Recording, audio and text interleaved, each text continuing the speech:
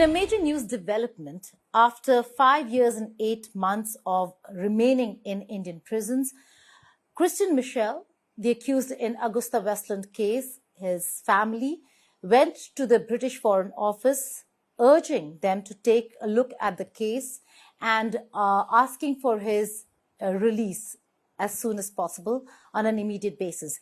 There's a lot when it comes to the details of the case, and we'll discuss that with the lawyer of Michel, Aljo Joseph. But before that, I'm being joined from London.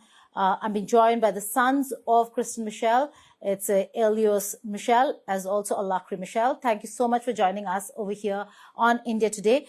Also joining me in the conversation is Aljo Joseph, lawyer for Michel. Aljo, thank you so much for joining us here. Let's begin with the case itself and how the entire case has come about. Alaric, if I could come to you first. The matter was raised between the Indian side and the British side when the Foreign Secretary of the UK, that's Foreign Secretary Lammy, was in India. Is that something that was also expressed to the family when you met the officials at the British Foreign Office? So our understanding was that it was not raised to the level we thought it was going to be raised. I think when we look at the entire case, it's a very complex interplay of legal, political, and international dimensions, raising significant concerns, I think, about the failing of the judicial systems and the human rights in both the UK and India. So that was really first and foremost our matter of business at the FCDO. Right. What were the issues that you really brought to the British Foreign Office? Because we know that there have been instances where this was a matter of concern that was raised in the past. But we also know, Alios, that in the past, when it was the Rishi Sunak administration, that your pleas were not heard as is being heard now in Starmer administration. Is that so? Absolutely. So we've been now in communication with multiple prime ministers in the UK, asking them to support us in this very delicate situation. None of them have responded. None of them have supported. We now have a new government in the UK, which we believe capable to make a change. But for now, we haven't seen any of that happening. David Lammy was present in Delhi. We sent him an email as well a few days before his arrival there in hopes that this may change and have him involved within the situation of my father. Nothing was said. We're absolutely displeased and angry at this point of time. We're not seeing anything change. My father had COVID. He has kidney stones. He now has a broken back that prevents him from even walking. And nobody's doing anything. And we're almost at this point wondering if the only proposed solution is to just let him die there so that the government finally starts taking action, because we're not seeing these actions as of now. The fact that his sons are here with us, and now let's just discuss the details of the legalities as well. We've seen the case. Yes. It has been a very high-profile case in India. It's the AgustaWestland kickbacks case, and Michel certainly has been at the center of it. Why do you then say, and what are the reasons, legally speaking, that he should not be in prison, or that he should be given bail or released? What are your legal reasons to say that? First and foremost, this case is of 2004. The so-called incident started in 2004. The FIR got registered in 2013.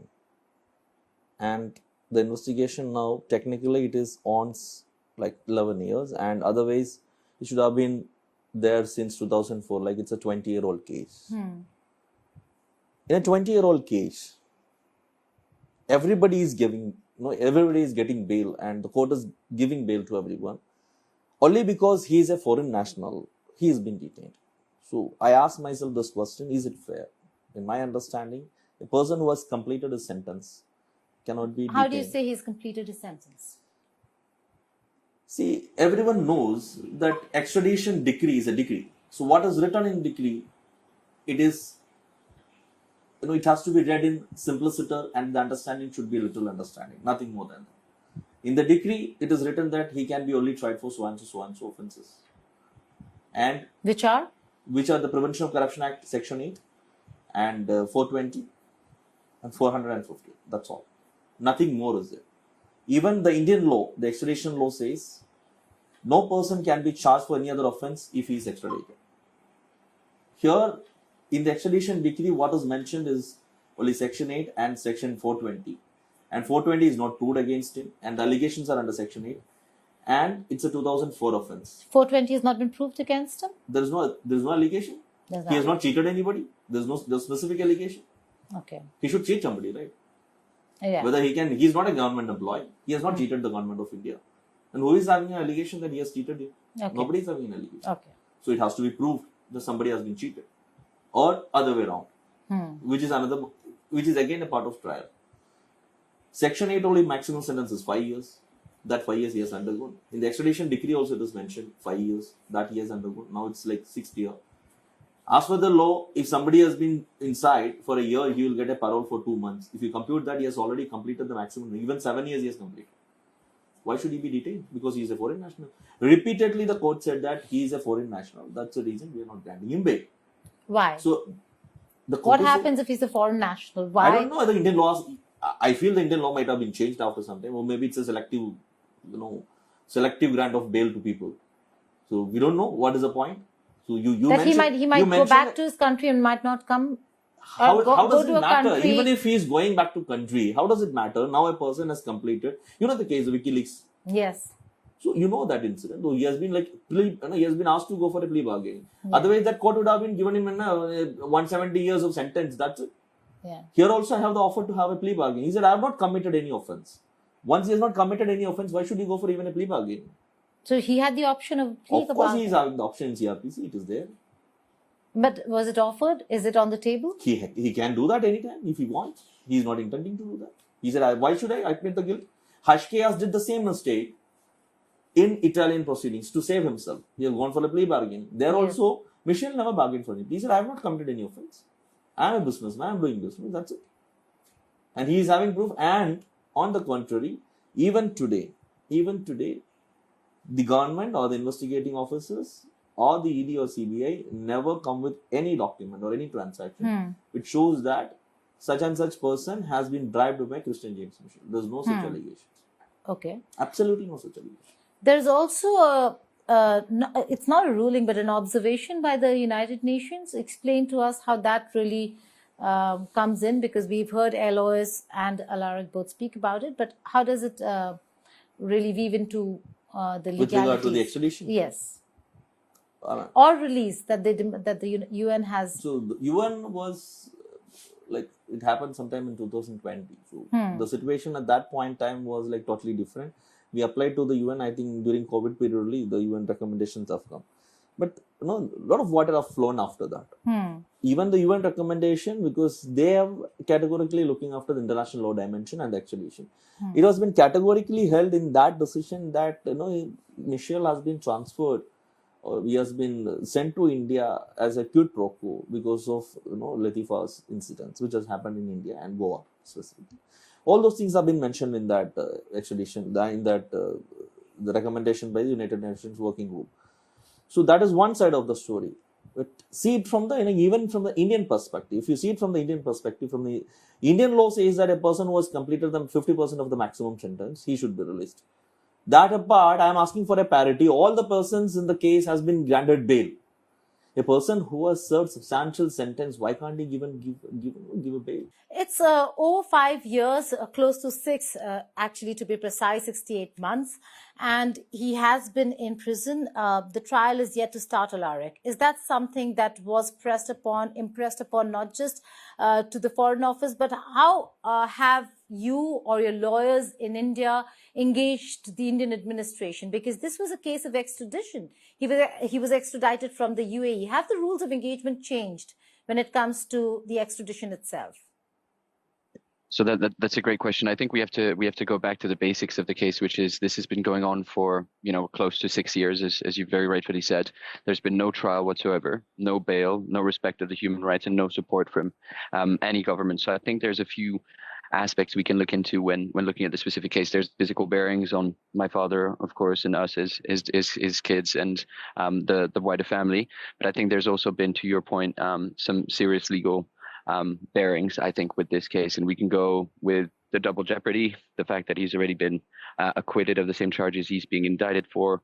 There's the change in the new charge sheet that you very rightfully stated, which is essentially complicating the entire matter because, to your point, it's a violation of the doctrine of specialty under the Extradition Act.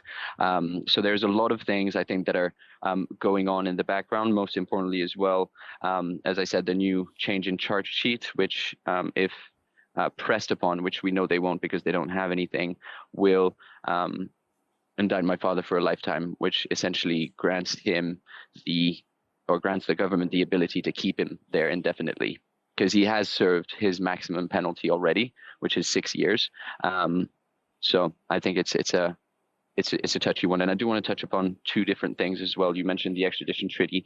It's very true. I think this goes way beyond an extradition request. It's a geopolitically motivated extradition request. And I think we all understand what I mean by that.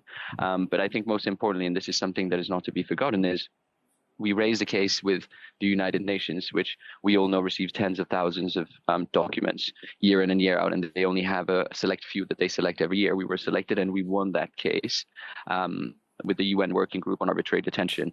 And so they actually asked India and the UAE for Michel's immediate release, deeming his detention arbitrary and in violation of human rights. So when I look at this, I think it's very clear that there's something wrong and it's not on our end. Well, that's an important point you make. But for India, the AgustaWestland case, especially for this administration, Allege, has been a very important and a critical one at that when it comes to scams and kickbacks. And it seems like this has been a decision in terms of the larger picture that Christian Michel certainly has been charged with being a part of the entire scam. But in terms of proof, or in terms of proving it in court, is the delay the only thing that the Michel family is looking at, or is there more to it in terms of the wrongdoing itself, and should he have served a sentence in India at all? I mean, what wrongdoing for now? We're waiting for a judgment. I mean, if the Indian government is so convinced about his culpability or his guiltiness, why don't we have a trial about it? And it's been 6 years now. So what we're seeing now is just a trial that keeps on getting postponed. And our natural assumption is if you keep on just kind of delaying something, it's just because you don't have any information. This is just a political movement. We're not seeing any change, and we haven't seen ever a single change within this trial. And if that's going to be just the same case up till the next year and the year after, because now that's what we've been seeing it every year, postponing this trial, and this continues on. It's been now close to 6 years. How many additional years do you have to wait? 10 years, 20 years, 30 years? And I think on that note, it's important to note that he has already served. But in terms of...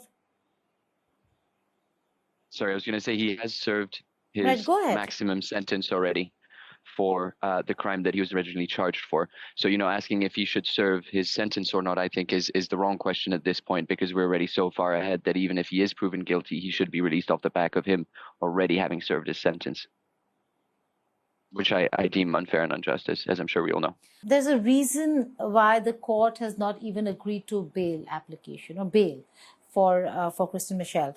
And on the 7th February ruling, a 3-member bench of the Supreme Court of India, headed by Chief Justice of India himself, actually said that section 436A does apply, and that's why he cannot accept a bail, because that entails life imprisonment? Yeah, no, 467 entails life imprisonment.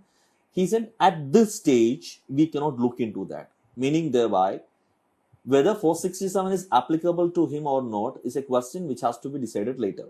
Oh. So my argument is that at this stage, even at the bail stage also, you should consider it. The court said no, you go back to the court and file a regular bail application, let it be decided. 436A in CRPC, which says that if somebody completed 50% of the sentence, then he should be released on bail. Here 50% comes when he completed 2.5 years. So we went to the court much later than that. At that time, it was like 60% or 70% of the sentence were completed. Even at that point, to decide the matter, I have taken this argument. He said this argument cannot be taken because 467 is included in the charge sheet. Whether it is applicable on him or not, it's a different scenario. He said that is again an open question. So that's why the bail application. That is why we go and file a regular bail application. We file a regular bail application. Once he completed the entire sentence, I filed a release application, which was also rejected. But the terms of engagement over there also has changed in terms of the sections that the government is looking at, where under section, if I'm not wrong, under one of the sections, the sentence could be as long as life imprisonment. So, and that certainly was not the case when extradition was taking place with the UAE.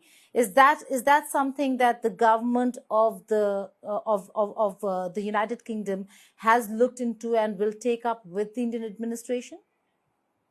So that is indeed your section 467 of the Indian Penal Code, which can carry a life sentence, right, was added after his extradition request. And that's what I meant when I said that we were violating the doctrine of specialty under the Extradition Act, is that is highly illegal by any means in terms of the international law that all countries abide by. So that is absolutely, I think, front and center of the UK government's work, because they understand that this was very conveniently raised at the moment where he would have served half of his sentence without being judged, which meant that he was going to get bail. And so this was a way for them to prevent him from getting bail under their own law. Right. Alaric, if I could come to you and go back to what really happened today at the British Foreign Office. Could you take us through and talk us through what happened, what transpired, and how did the meeting go?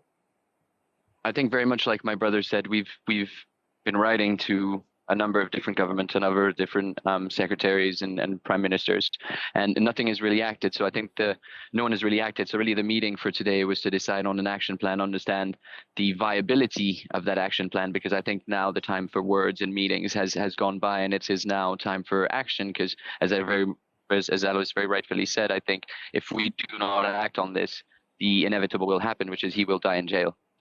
So I think the meeting we had today was productive. We are going to work with the Foreign Secretary and all the representatives of the Crown to ensure that this is dealt in a correct fashion. But I can tell you that it was a case for what are the calls to action that we need to establish and take from here. Has the response been forthcoming from the government? They have been. I think that we will, or we hope to really see a government that will uphold the morals, the values that are that of the human rights that everyone should be entitled to. So we are feeling confident in this government. But again, like my brother said, we do want to see actions now. And we're talking about a British citizen who is being unfairly held in a different country of the Commonwealth as well.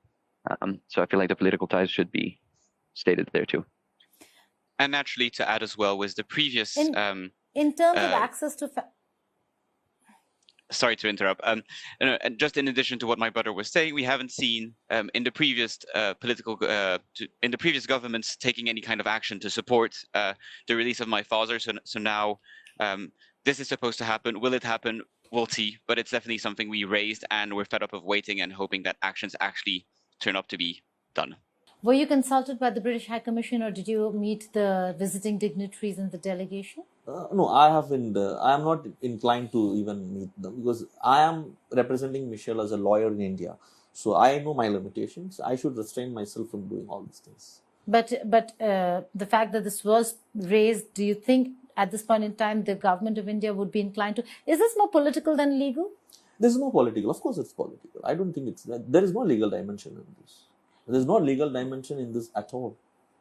It is just unnecessary highlighted, and just to make political gain out of it, an individual has been targeted. I should say this. An individual has been targeted only to get political gain, just to make things happen for some people and get some arm twisting.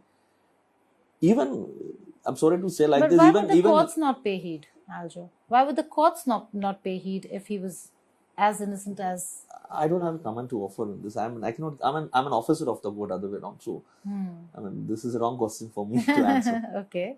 All right. No, but continue with what you were saying in terms of it being a more political it's more a political case than a legal case. I mean, there is no law in this. No investigation. Nobody has been detained when the investigation is pending for 10 years. So it's more political, and only because he is a foreign national, his bail has been rejected. And every time the court says the same thing, and I am arguing the same thing. Okay, fine. What else I can say? He's inside. I can only say that, right? Can I say that, no, he is doing this, he is doing that, he is happy inside? No, he is inside. His liberties have been curtailed. He has completed the sentence. It's the same thing. Is access a problem? For me, I don't think any problem. Okay, but for the family? certainly there is some constraints. The family, there is some constraints. Final question. When is the next hearing, and what are your hopes in terms of how this case is The could first turn part or of the might question turn? is interesting. When is the next hearing? It's very simple. 13th of August is a hearing, but hopes is like the matter has to reach. And if it reaches, last time also the matter couldn't taken up because it was like 4:30 in the evening. So it was adjourned. So now I'm only waiting for the matter to be taken up. So if it is taken up, let's see. I have mentioned all the aspects with like 2-3 minutes I got the last occasion. A couple of times I tried to mention. During 3 o'clock there was a break. That time also I mentioned. Then 4:30 I mentioned it again. So the judge said, okay, I'm giving you a short date. We'll try to hear you.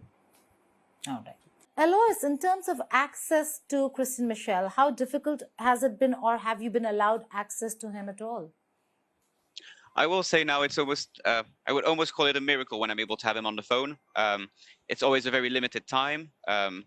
I think in the past 2 years, I was able to have him maybe 3 or 4 times on the phone, and each time it's for a very limited time again. It's less than a minute. If it's more than that, well, I mean, that's my Christmas gift. So we just really can't, each time it's always the same limitations, or his line gets cut as well very quickly. He also had even a period for a few months where he didn't have any phone line, which definitely worries us a lot when underlining again the different health conditions Right. Does it help? in which he is right now. And that includes COVID he had previously, the kidney stones, and now a completely broken back.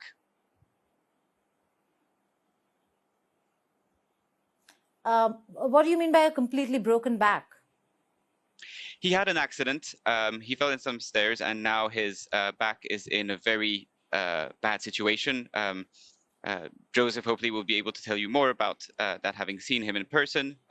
But we definitely heard about this accident, and we're definitely very worried about his condition. Alois just mentioned that that Christian Michel has had a serious fall, and that his back is in a bad shape. Could you just give us a health update? He just fell down during this monsoon season, and there's some cramps and there's a disc prolapse or whatever you can call. So the disc slip. So now he's in a bad shape. He's having a leg injury also, and he's having a back injury also. Okay, so is there anything on health grounds, medical grounds that you're seeking from the court? I'm court? not seeking anything. So somebody has completed the sentence, and it's for the he is a UK subject as on today. If UK government wanted to take some action, they can take. It's for them to do it, and I take this meeting, which has happened for the first time in last 5.5 years. Looks like a very positive stand taken by the UK government and administration. And in my understanding, the Foreign Secretary David Lammy was visited last week, has raised this issue with the Prime Minister also, as well as with the Foreign Minister. So let us see what is the outcome, and whether if still they are inclined to continue with the same kind of human rights violations. It's for the it's for the British government to bring it to the notice of other the concerned organizations like United Nations or the Human Rights Council, or they are all of them are party to the entire European Union. There is Human Rights Council. All of them are party to that even today, even after the Brexit. So Italy is a party in this case, France is a party in this case, and so also England. So they can raise it there also. Whichever way the UK government wanted to take it forward, they can do that. Aljo, Alois, and Alaric, thank you so much for joining us here on India Today Global. Thank you very much for having us. Thanks to you. Wish you a lovely day.